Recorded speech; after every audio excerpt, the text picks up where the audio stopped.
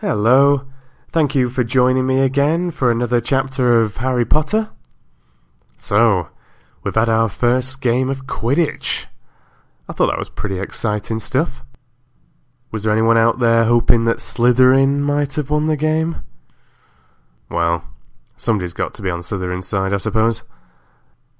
I hope that you thoroughly enjoy this next chapter, wherever you are and whatever you're up to. Whether you're relaxing at home, trying to get some sleep, on a busy train, or just cheekily listening to a good story whilst at work. Let's begin. Chapter 12. The Mirror of Erised. Christmas was coming. One morning in mid-December, Hogwarts woke to find itself covered in several feet of snow.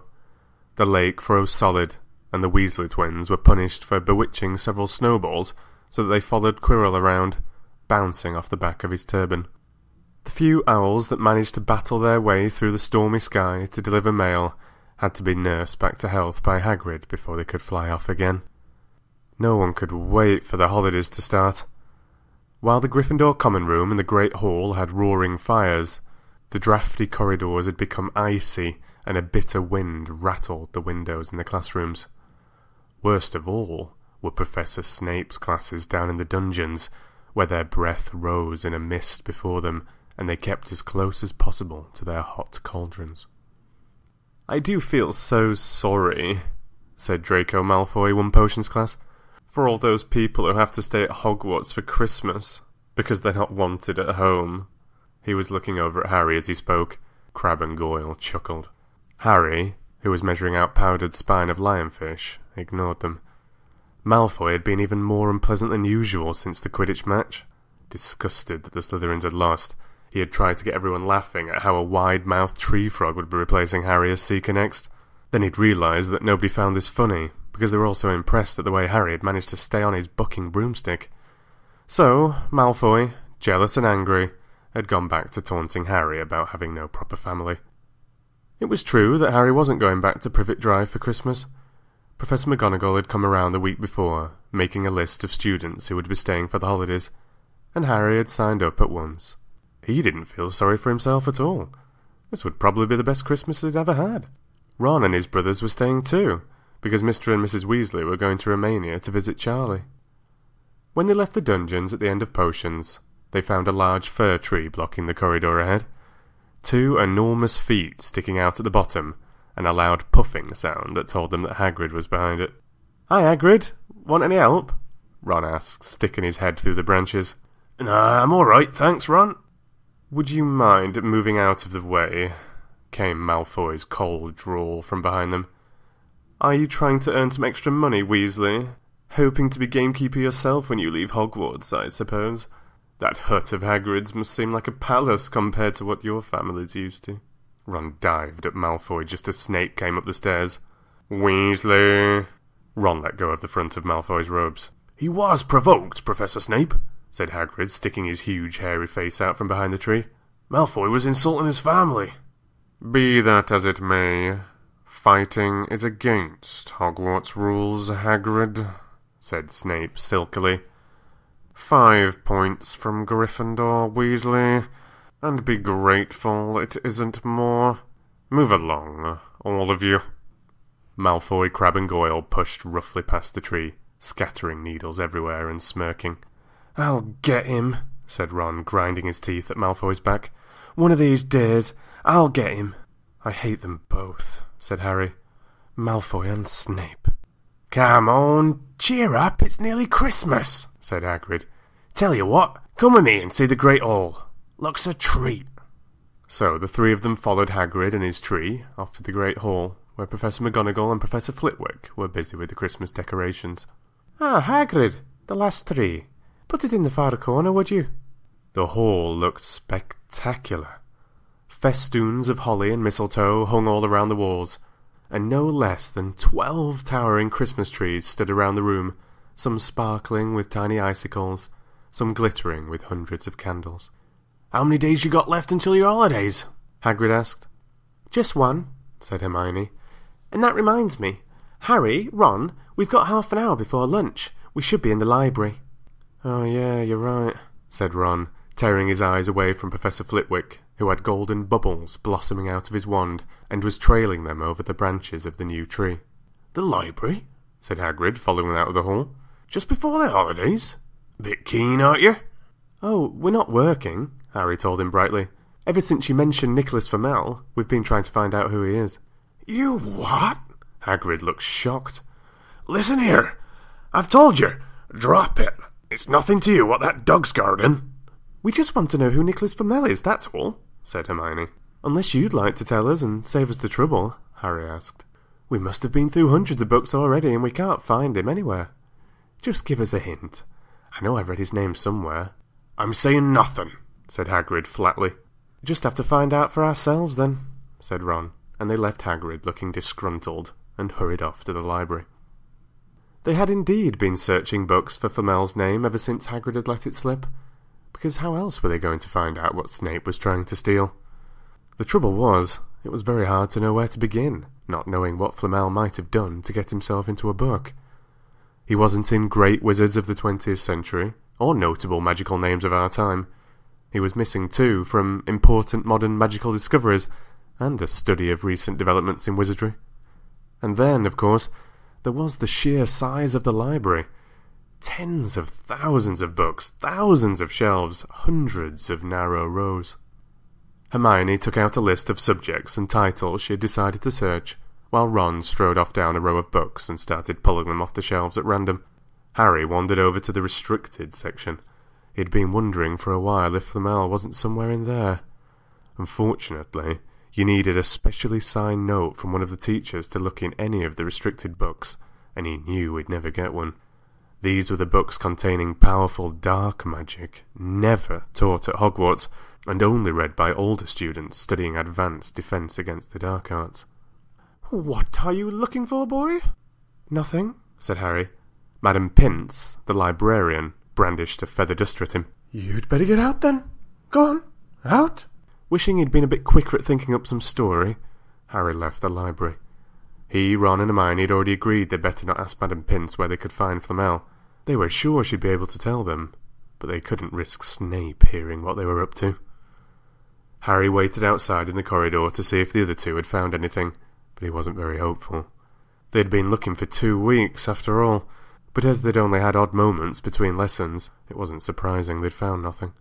What they really needed was a nice long search without Madam Pince breathing down their necks.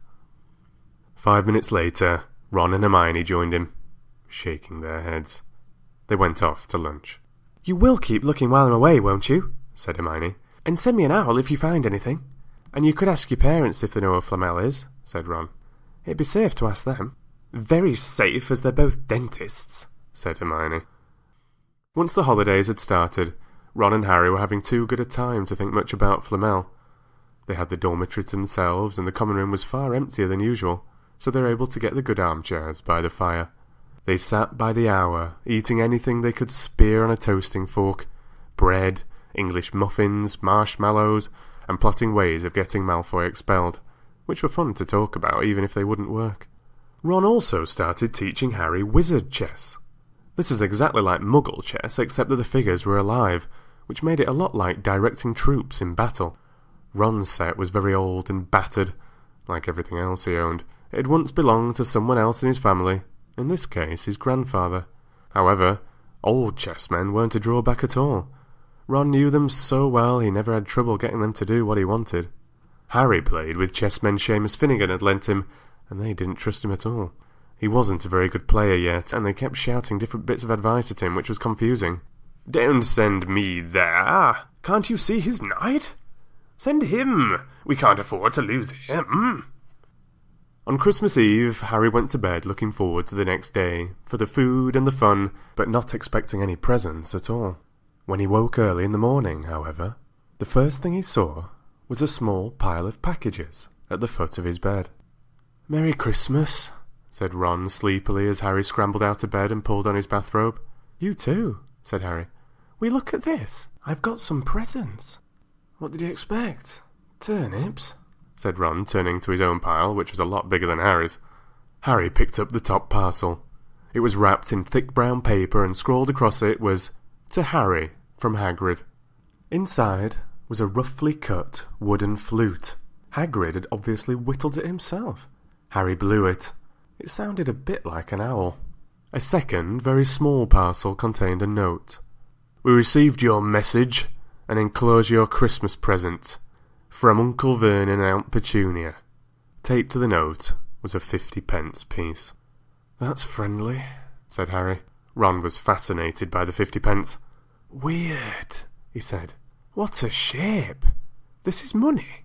"You can keep it," said Harry, laughing at how pleased Ron was. "Hagrid and my aunt and uncle. So who sent these?" "I think I know who that one's from," said Ron, turning a bit pink and pointing to a very lumpy parcel. "My mum. I told her you didn't expect any presents, and... oh no," he groaned. "She's made you a Weasley sweater." Harry had torn open the parcel to find a thick, hand-knitted sweater in emerald green and a large box of homemade fudge. "Every year she makes us a sweater," said Ron, unwrapping his own. "And mine's always maroon." "That's really nice of her," said Harry, trying the fudge, which was very tasty. His next present also contained sweets. A large box of chocolate frogs from Hermione. This only left one parcel. Harry picked it up and felt it. It was very light. He unwrapped it.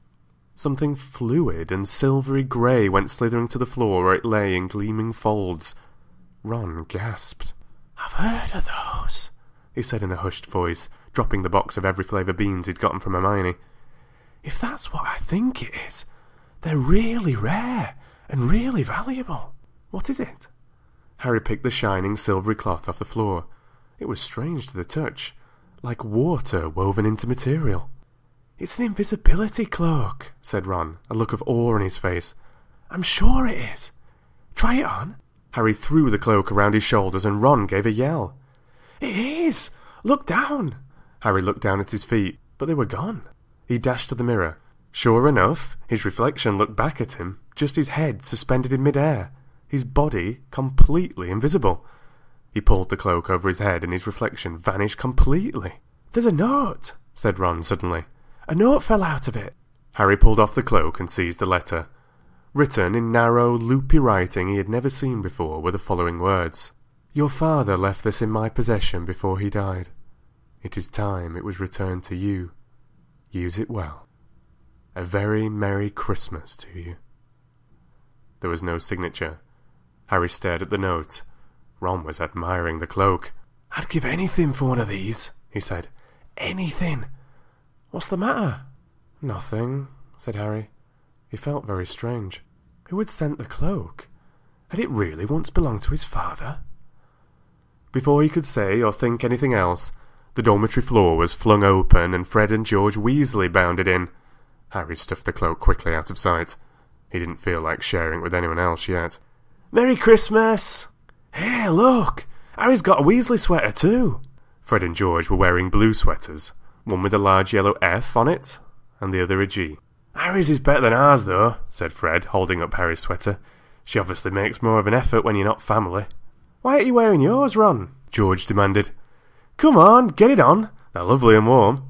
"I hate maroon," Ron moaned half-heartedly as he pulled it over his head. "You haven't got a letter on yours," George observed. "I suppose she thinks you don't forget your name. But we're not stupid. We know we're called Gred and Forge." "What's all this noise?" Percy Weasley stuck his head through the door, looking disapproving. He had clearly gotten halfway through unwrapping his presents, as he, too, carried a lumpy sweater over his arm, which Fred seized. "P for prefect! Get it on, Percy, come on, we're all wearing ours. Even Harry got one." "I don't want," said Percy thickly as the twins forced the sweater over his head, knocking his glasses askew. "And you're not sitting with the prefects today either," said George. "Christmas is a time for family." They frog-marched Percy from the room, his arms pinned to his side by his sweater. Harry had never in all his life had such a Christmas dinner.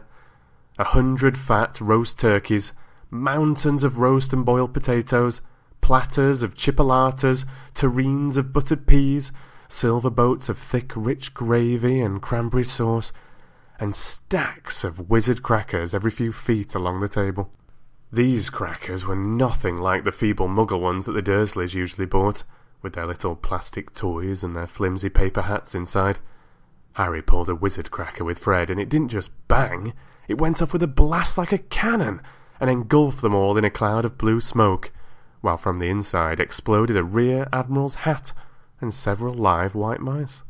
Up at the high table, Dumbledore had swapped his pointed wizard hat for a flowered bonnet, and was chuckling merrily at a joke Professor Flitwick had just read him.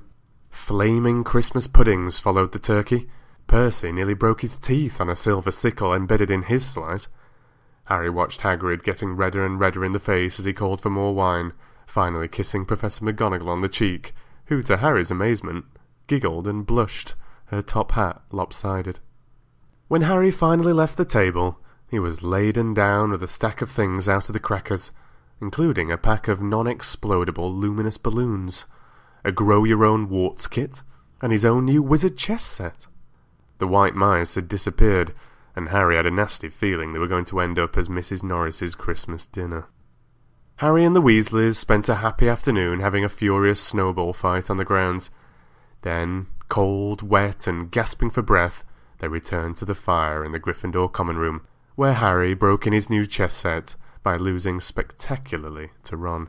He suspected he wouldn't have lost so badly if Percy hadn't tried to help him so much.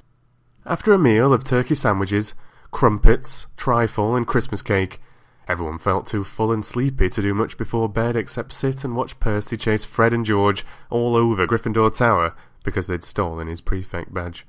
It had been Harry's best Christmas day ever, yet something had been nagging at the back of his mind all day. Not until he climbed into bed was he free to think about it. The invisibility cloak, and whoever had sent it. Ron, full of turkey and cake and with nothing mysterious to bother him, fell asleep almost as soon as he'd drawn the curtains of his four-poster. Harry leaned over the side of his own bed and pulled the cloak out from under it. His father's. This had been his father's. He let the material flow over his hands, smoother than silk, light as air. Use it well, the note had said.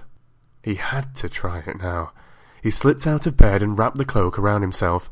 Looking down at his legs, he saw only moonlight and shadows. It was a very funny feeling. Use it well. Suddenly, Harry felt wide awake. The whole of Hogwarts was open to him in this cloak. Excitement flooded through him as he stood there in the dark and silence. He could go anywhere in this. Anywhere.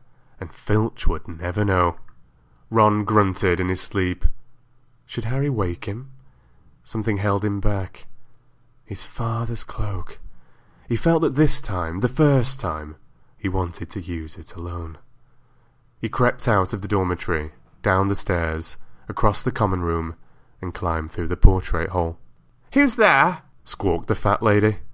Harry said nothing. He walked quickly down the corridor. Where should he go? He stopped, his heart racing, and thought. And then it came to him. The restricted section in the library. He'd be able to read as long as he liked, as long as it took to find out who Flamel was. He set off, drawing the invisibility cloak tight around him as he walked. The library was pitch black and very eerie. Harry lit a lamp to see his way along the rows of books. The lamp looked as if it were floating along in mid-air, and even though Harry could feel his arm supporting it, the sight gave him the creeps. The restricted section was right at the back of the library. Stepping carefully over the rope that separated these books from the rest of the library, he held up his lamp to read the titles. They didn't tell him much. Their peeling, faded gold letters spelled words in languages Harry couldn't understand. Some had no title at all. One book had a dark stain on it that looked horribly like blood. The hairs on the back of Harry's neck prickled.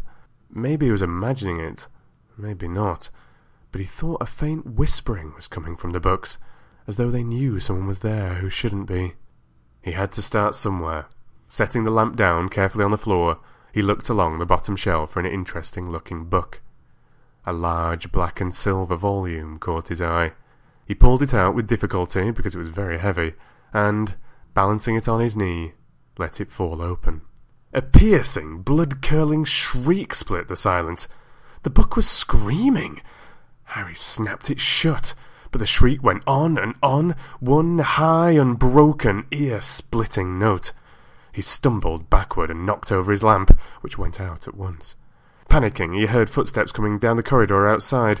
Stuffing the shrieking book back on the shelf, he ran for it. He passed Filch in the doorway. Filch's pale, wide eyes looked straight through him, and Harry slipped under Filch's outstretched arm and streaked off up the corridor, the book's shrieks still ringing in his ears. He came to a sudden halt in front of a tall suit of armour. He had been so busy getting away from the library, he hadn't paid attention to where he was going. Perhaps because it was dark, he didn't recognise where he was at all. There was a suit of armour near the kitchens, he knew, but he must be 5 floors above there. "You asked me to come directly to you, Professor, if anyone was wandering around at night. And somebody's been in the library's restricted section." Harry felt the blood drain out of his face. Wherever he was, Filch must know a shortcut, because his soft, greasy voice was getting nearer, and to his horror, it was Snape who replied. "The restricted section? Well, they can't be far.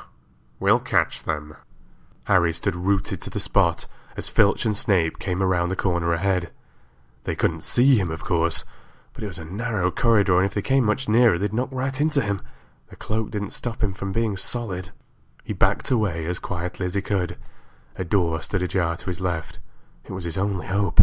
He squeezed through it, holding his breath, trying not to move, and to his relief, he managed to get inside the room without their noticing anything.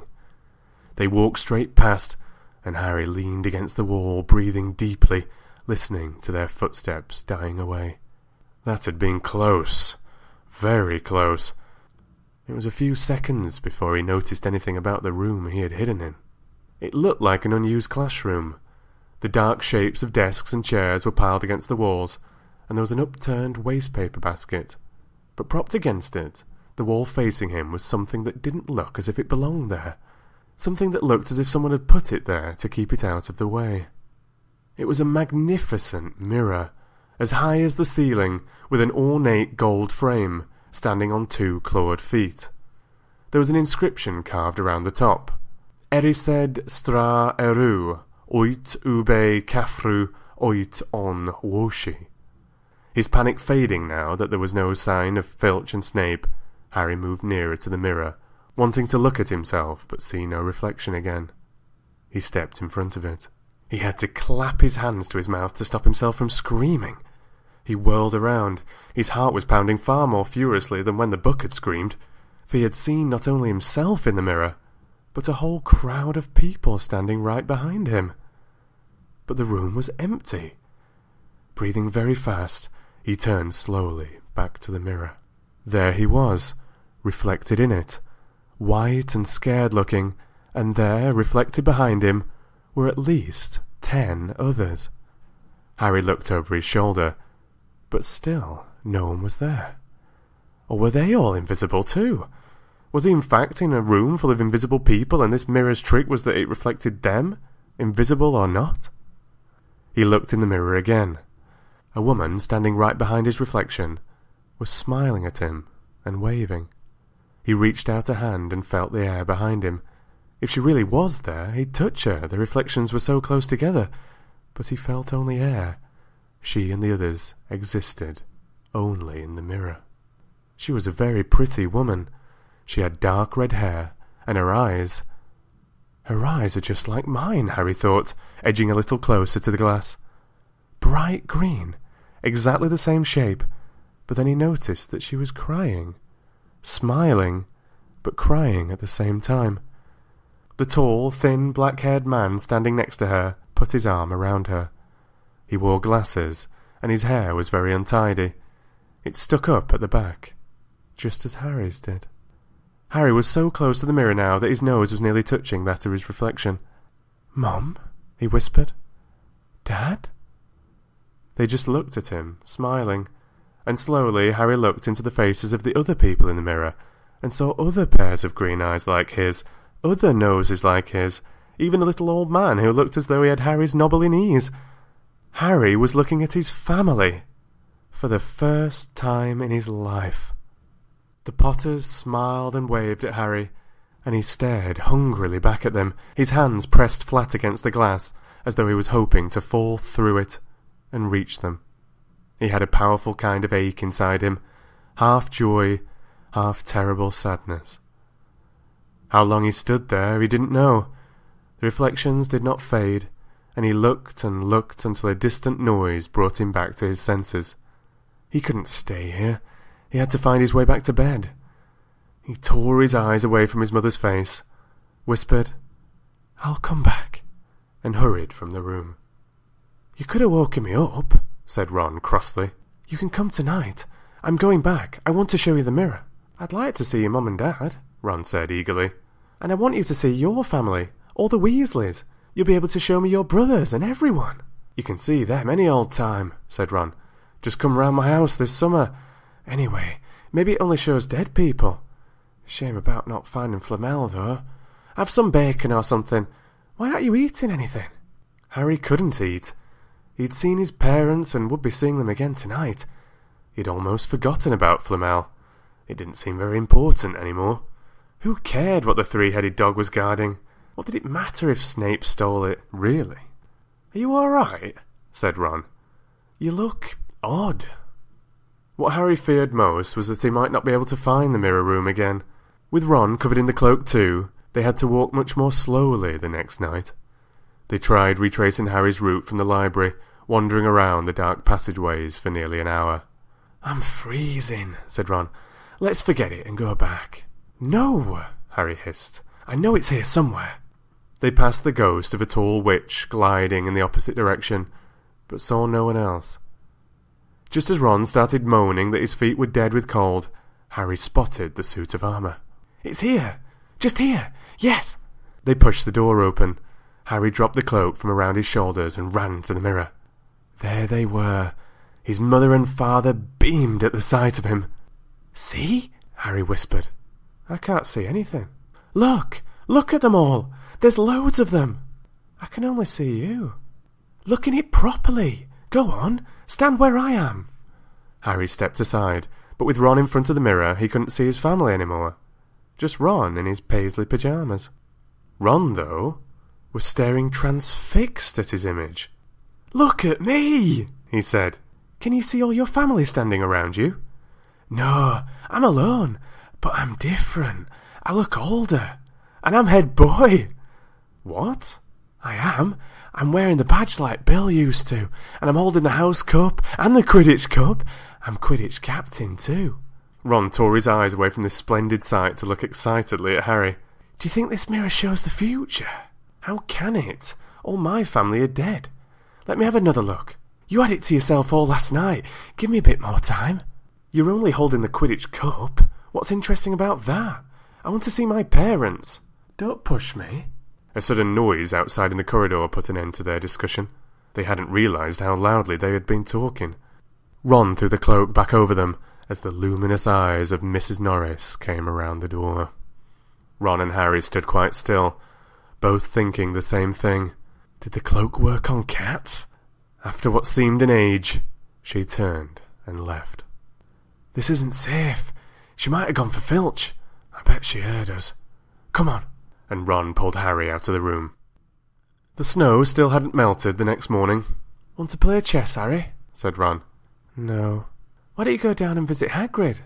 "No. You go." "I know what you're thinking about, Harry. That mirror. Don't go back tonight." "Why not?" "I don't know. I've just got a bad feeling about it. And anyway, you've had too many close shaves already. Filch, Snape and Mrs. Norris are wandering around. So what if they can't see you? What if they walk into you? What if you knock something over? You sound like Hermione." "I'm serious, Harry. Don't go." But Harry only had one thought in his head, which was to go back in front of the mirror, and Ron wasn't going to stop him. That third night he found his way more quickly than before. He was walking so fast he knew he was making more noise than was wise, but he didn't meet anyone. And there were his mother and father smiling at him again, and one of his grandfathers nodding happily. Harry sank down to sit on the floor in front of the mirror. There was nothing to stop him from staying here all night with his family. Nothing at all. Except... "So, back again, Harry? Harry felt as though his insides had turned to ice. He looked behind him. Sitting on one of the desks by the wall was none other than Albus Dumbledore. Harry must have walked straight past him, so desperate to get to the mirror he hadn't noticed him. I didn't see you, sir. Strange how nearsighted being invisible can make you, said Dumbledore, and Harry was relieved to see that he was smiling. So, said Dumbledore, slipping off the desk to sit on the floor with Harry, you, like hundreds before you, have discovered the delights of the Mirror of Erised. I didn't know it was called that, sir. But I expect you've realized by now what it does. It shows me my family, and it showed your friend Ron himself as head boy. How did you know? I don't need a cloak to become invisible, said Dumbledore gently. Now, can you think what the Mirror of Erised shows us all? Harry shook his head. Let me explain. The happiest man on earth would be able to use the Mirror of Erised like a normal mirror. That is, he would look into it and see himself exactly as he is. Does that help? Harry thought. Then he said slowly, It shows us what we want. Whatever we want. Yes and no, said Dumbledore quietly. It shows us nothing more or less than the deepest, most desperate desires of our hearts. You, who have never known your family, see them standing around you. Ronald Weasley, who has always been overshadowed by his brothers, sees himself standing alone, the best of all of them. However, this mirror will give us neither knowledge nor truth. Men have wasted away before it, entranced by what they have seen, or driven mad, not knowing if what it shows is real or even possible. The mirror will be moved to a new home tomorrow, Harry, and I ask you not to go looking for it again. If you ever do run across it, you will now be prepared. It does not do well to dwell on dreams and forget to live. Remember that. Now, why don't you put that admirable cloak back on and get off to bed? Harry stood up. Sir, Professor Dumbledore, can I ask you something? Obviously. You've just done so, Dumbledore smiled. You may ask me one more thing, however. What do you see when you look in the mirror? I see myself holding a pair of thick, woolen socks. Harry stared. One can never have enough socks, said Dumbledore. Another Christmas has come and gone, and I didn't get a single pair. People will insist on giving me books. It was only when he was back in bed that it struck Harry that Dumbledore might not have been quite truthful. But then he thought, as he shoved Scabbers off his pillow, it had been quite a personal question. Thank you very much for listening. I hope you enjoyed it. And if you did, please remember to like and subscribe. Read to you soon.